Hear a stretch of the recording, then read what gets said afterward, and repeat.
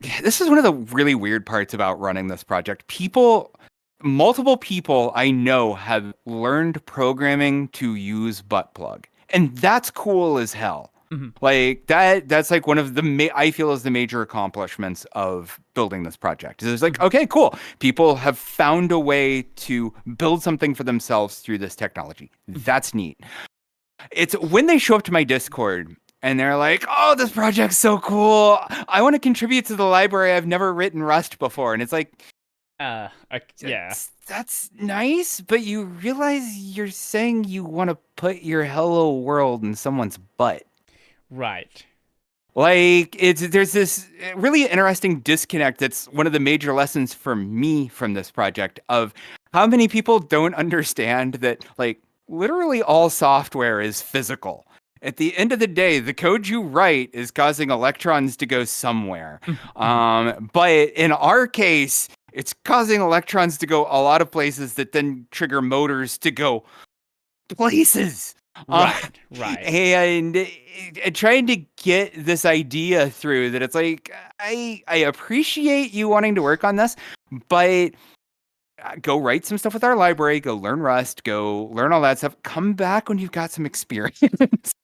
Because there's kind of some high stakes that happen with this stuff, Right. and I'm not saying we are not we are not bug free. We are not perfect, just like any other software project. Like hell, for the past there was like 8 months of last year where we had a bug with this piece of hardware called the 11th Solace.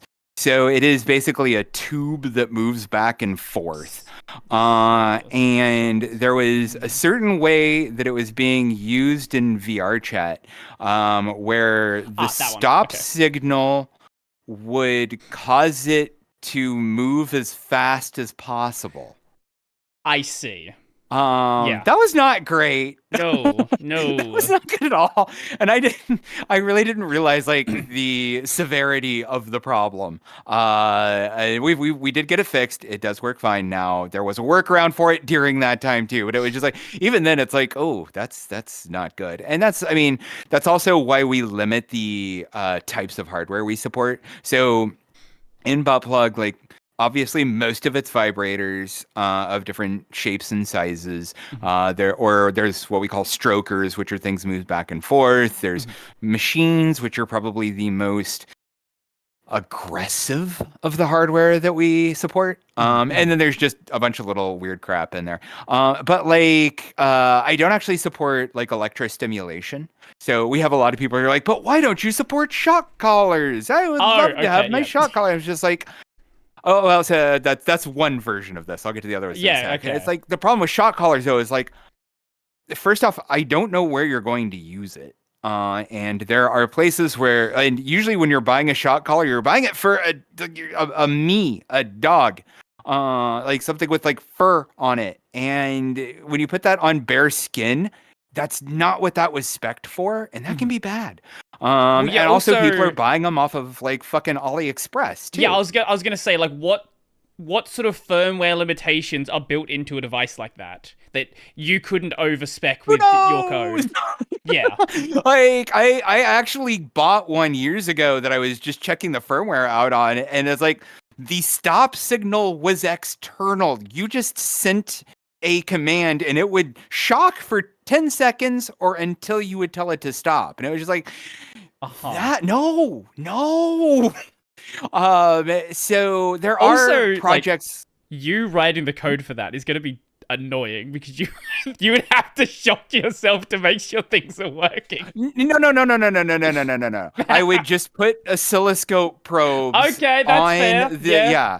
No, that's I've gotten very good at figuring out like I don't have to put vibrators places. I just Well, you can have an put those on your accelerometer desk. board on Like, my you can desk. tell what that's doing. But yeah, and the thing is, there are butt plug like projects for this stuff. Like, there's a project called OpenShock that is like butt plug Okay. except for shock collar, and more power to them. Like, I'm not trying to be judgy here, just I don't want to write the software for that and then be Yeah, responsible when you it don't want fucks to up. hurt someone with that. Yeah.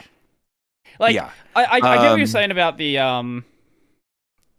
Well, again, with the firmware limitation stuff, right? Like, if you let's say you have like a wand and that accidentally goes to like 100%, like, yes, Yeah. that's a problem, but like you can stop that very quickly yourself if that happens. Yes. But like, Yes. you know, if you cause a bug with like a fuck machine, like that can legitimately hurt someone. Yes. They are usually like all the 4 machines I have are usually rated on their motors so that if you backdrive it enough, it'll stop. So it's there. I mean, there are still chances for. Well, if it went from like 5% to perforation or whatever. 100% in an instant, Yeah. right? Like that It could would still not be hurt someone. fun. No. It would not be fun. Well, most of these are just there's things about how the control schemes and stuff of these motors work too that most are really stupid. It's just pump more power through it, but even then at like full power, you can still stop it. Right. Pretty much with your pelvic muscles, if you need to.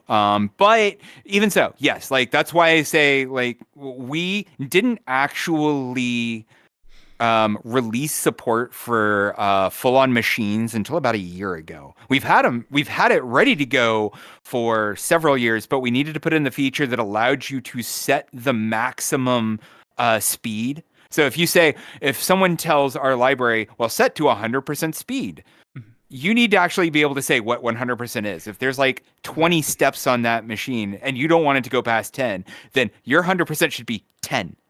And that's what we try to set. And then, we just do a lot of testing on those machines to make sure that it's like, okay, you can't set around that. You can't like go around that or whatever else. Because, we don't want people getting hurt. And it's, and we try to like just keep it fun. So that's, and there's other, like I said, there's other hardware out there though that people do want to use, and I'm happy to like on the Eastem side. Like not only are there shot callers, there are actually devices that are similar to like TENS units, the things that like you put on like sore muscles and stuff. Okay. So there are devices, there are Eastem boxes made specifically for sexual usage of that.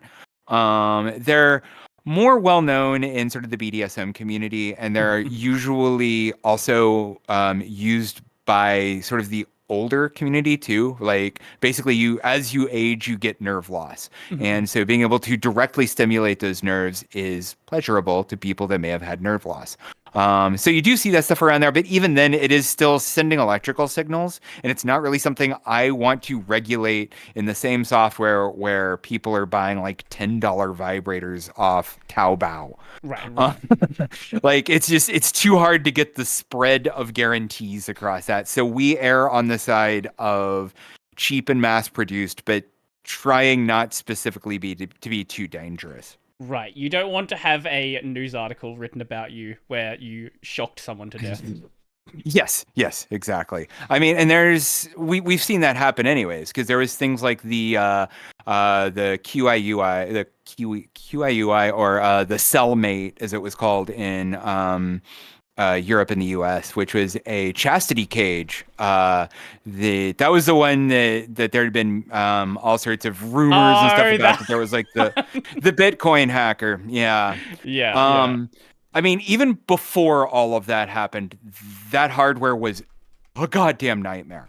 Like it would actually try to shock you if you removed it, but they didn't handle the materials correctly, so it can cause electrolytic burns on like those parts. Like it was a bad time. And that's why I just kind of try to steer clear of all that stuff. People are going to buy it. People are going to use it. There are going to be very successful businesses around it, and I will watch the money fly away over there. So that sort of leads into like the next thing I want to ask.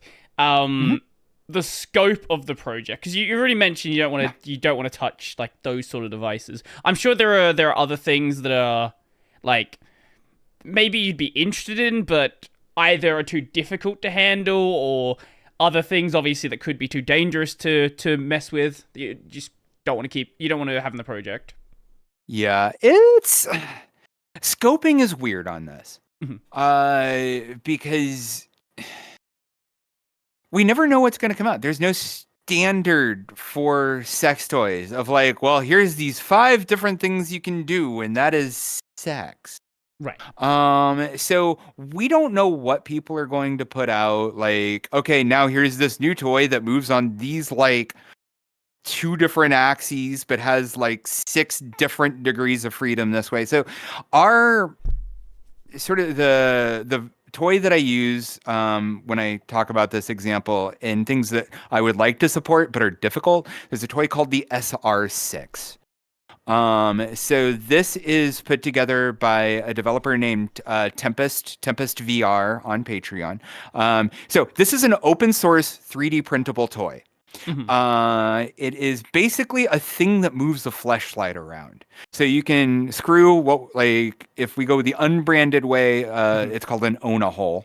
Fleshlight's the sort of like the US brand that everyone knows, but you can put any latex hole that you get off like Toy Demon or whatnot in this, and it will move it on multiple rotational and translational axes with pressure regulation, heater, lubrication, and it's all 3D printed. So you could just like crank one out on your 3D printer. I'm actually going to be building one on my Twitch channel at some point. Because on Twitch, I actually do this stuff on Twitch, but it's in the guise of fox movement. I have like all these little stuffed foxes that I put on these things, and they ride around on them and all.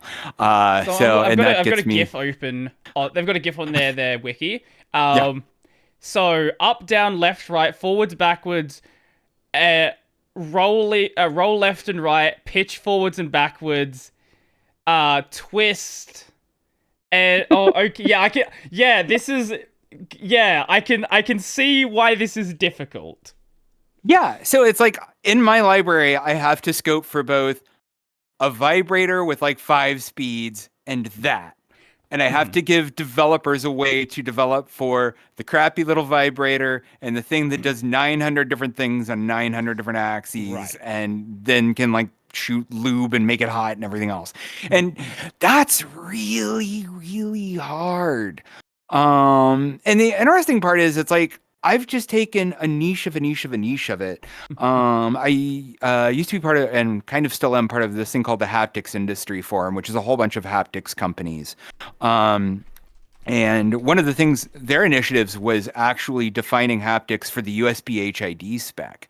So that is like the big industry spec of how does stuff communicate through HID. This is like what your operating system deals with to talk to mice and keyboards and things like that. And they were trying to define haptics for that. And it's like, how?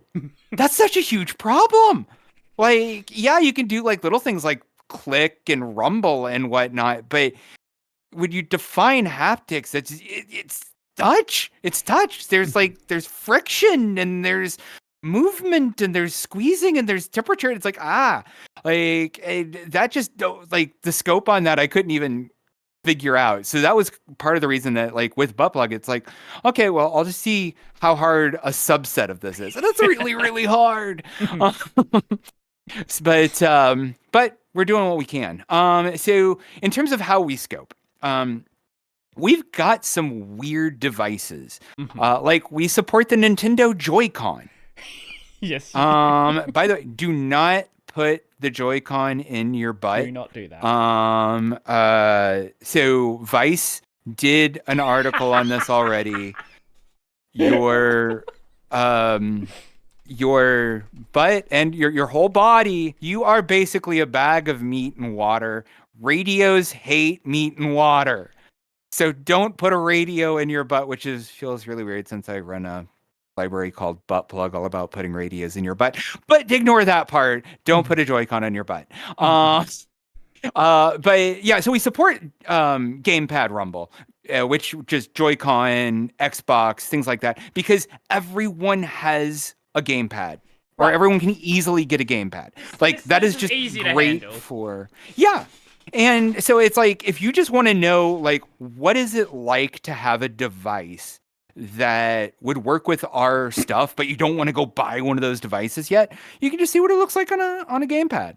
And we're working on sensors now too. So Okay. because there are actually toys that have sensors in them. So one of the ones that's being touted at CES this week would be Levin's Mission 2, which has a vibrator that has depth sensors on it.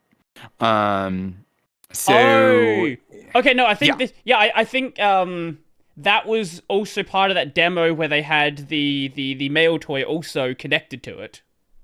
yes, yeah. So yeah, there's also like Toy Sync, which Mm-mm.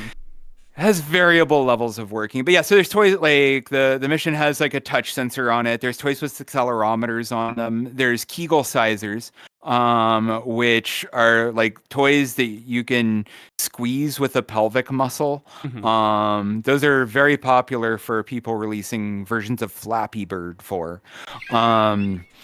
Yes. Yeah. Uh-huh. So we're going to actually be integrating more of those sensors in our the next big version of our library, because we want people to be able to like speed run Elden Ring using nothing but their butt. Like Mm-hmm, that's mm-hmm. yeah. The next dream is what GDQ can I be in?